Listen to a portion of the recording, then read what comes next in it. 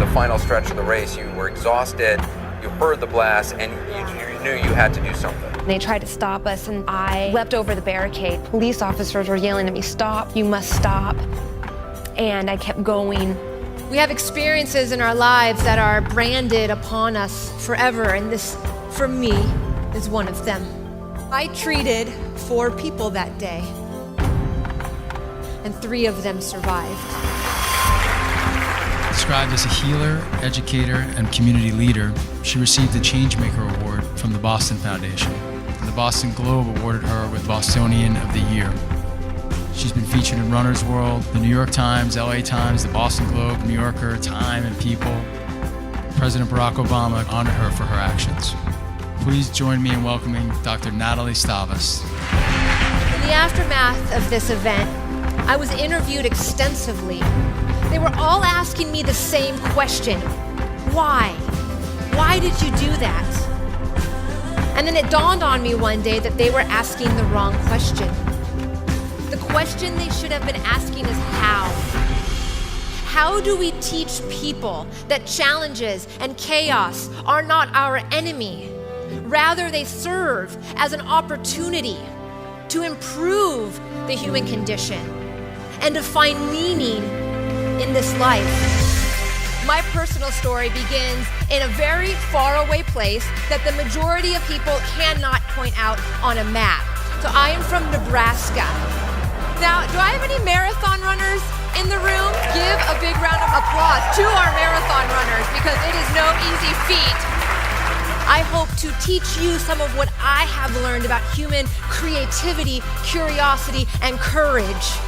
And my goal is to launch you out of this session with a slightly different perspective for how to tackle the challenges in your life, for how to chart new frontiers.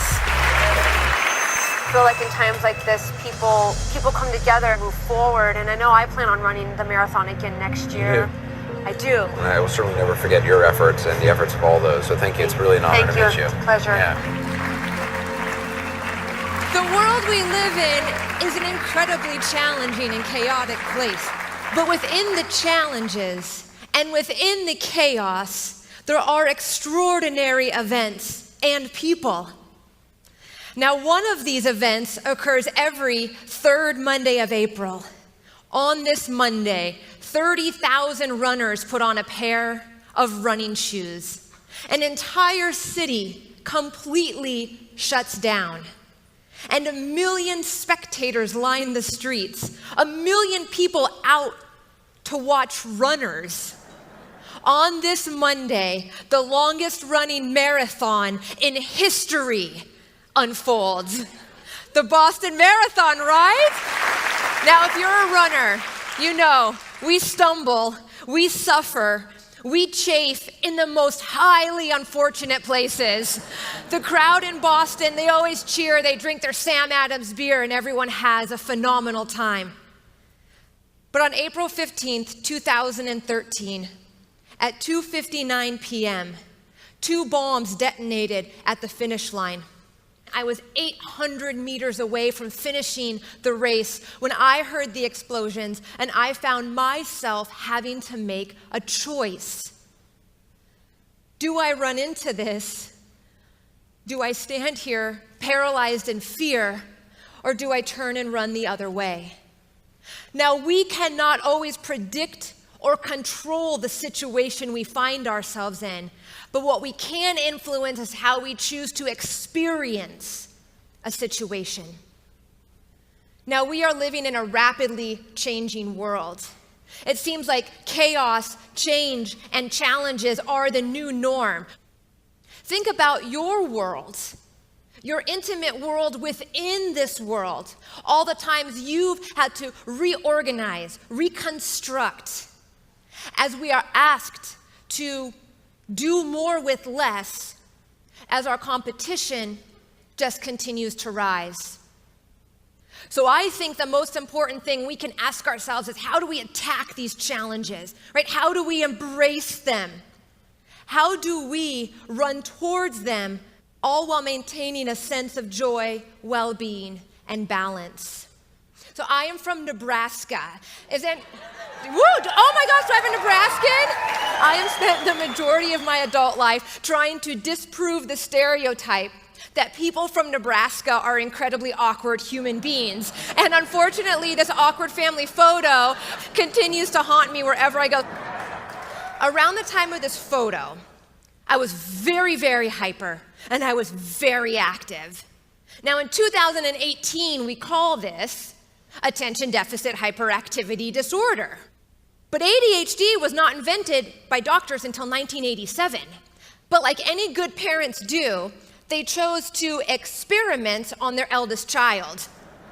And they had observed, like when I was outside husking corn, catching snapping turtles, doing all the weird things we did in Nebraska, I could come in and I could kind of focus on my homework. So one day they sat me down and they said, Natalie, before you do your homework tonight, we want you to run around the block. And this is literally my block. It is a perfect square that's 4 miles long. 2 amazing things happened. One, Child and Youth Services were never called on my parents for sending their 6-year-old to run 4 miles around this block by herself. But 2, I could come home and I could focus. It wasn't because I was tired, and I didn't realize this until much later in my medical career, that I was high. I was high off of my brain's own neurochemicals. How many of you guys have heard of dopamine? If your mind, if your brain and your body is under the influence of its own natural dopamine, suddenly you find pleasure in extremely simple things in life. You're more alert. You're more optimistic. Dopamine is the neurochemical that allows us to set lofty goals and then maintain those goals. What I do encourage people to do is find ways to increase their body's own natural superchemical. And what is the number one way to do this without taking a pill? It's through being active. So I found myself in medical school, after all this schooling, in medical school in Nebraska. And around the 4th year, I had heard about this place that I wanted to go to, this place called Harvard. It was like this beacon. It was the best training institution for pediatric medicine at that time, and I wanted to go there. So to get into medical school, you have to have letters of recommendation. So one day, I strolled into my medical advisor's office, and I said, I'm going to go to Harvard. And he looked at me, and he said, oh dear. He said, people from Nebraska don't go to Harvard.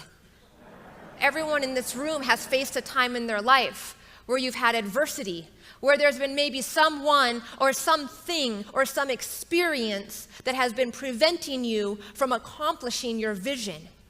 But there's also a flip side to that I wanted to share with you.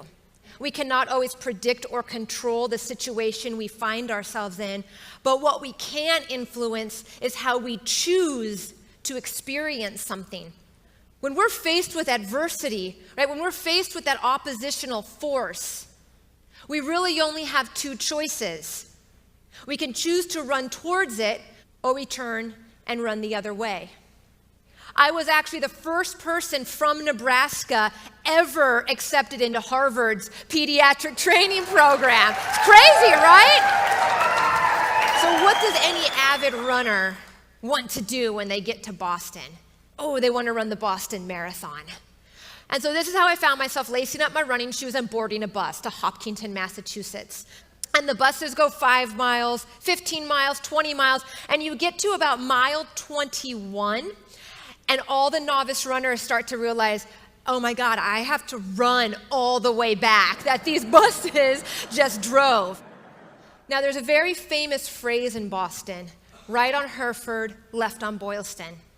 When you reach this signpost, your race is done. You can see the finish line. There's nothing stopping you now. The crowd is deafening. They're going wild. You literally feel like a rock star when you round this corner and see this sign. This is where I was when I heard one explosion and then another. Pure chaos had erupted at the finish line. Nothing was clear except one thing, that people were gravely wounded And this is when I stopped. And I stood there for a moment and I asked myself, do I run into this? I was terrified. Do I stand here paralyzed, or do I turn and run with everyone else? And in that split second, I made the decision to run into it, to run towards it as fast as I could. All these police officers, they had mobilized, they all had their guns drawn. They didn't know what was going on. And one of them grabbed my shoulder and he stopped me and he yelled at me and he said, "Ma'am, you must stop." And I yelled right back at him and I said, "I'm a kid's doctor. You have to let me through." We have experiences in our lives that are branded upon us forever, and this, for me, is one of them. I remember getting to bomb scene number 2 and looking down at the ground and asking myself, how am I going to bring this woman back from the dead? So I treated 4 people that day, and 3 of them survived. In the aftermath of this event, I was interviewed extensively. They were all asking me the same question over and over. Why? Why did you do that? And then it dawned on me one day that they were asking the wrong question. The question they should have been asking is how? How do we teach people that challenges and chaos are not our enemy? Rather, they serve as an opportunity to improve the human condition and the lives of the people around us, and to find meaning in this life. So to try and answer this how, I did some research. And I want to share with you some of what we discovered. It all has to do with our brain. This part of your brain that's up on the screen, there's a red dot. That's called your amygdala. Our amygdala is our fight or flight center, but it's also our reward center. When you do something courageous, when you do something that's out of your comfort zone, when you do something that's kind or selfless, this part of your brain lights up like a beacon. Our brain is actually wired to reward us to be courageous. Think about times when you were asked to step up to the plate, right? To do something that is out of your comfort zone. What do we feel as humans? Sometimes our mouth goes dry, our heart beats a little faster, we get butterflies in our stomach, our hands get a little sweaty. Humans often misconstrue this as apprehension or as fear, when in reality we know, we've looked at this, that it is our brain priming us to take action, right? Priming us to be ready, to be courageous. This photo was taken exactly 1 year after the Boston bombing. In this photo, you have the first responders, you have the survivors who lost their limbs that day, and you have the families who lost lives of loved ones. Many of us actually hadn't met each other until this photo, but as we mingled and as we began to talk, we began to realize how important our actions had been in that moment of chaos. Every single one of us acted in such a way that 270 lives were saved. If you live your life in such a way where you commit to exploring your inner courage, you will be fit not just to survive in this incredibly challenging and chaotic world, but to thrive in it. Thank you so much today for your attention. Thank you for everything you're doing for the people that you're working with. Thank you.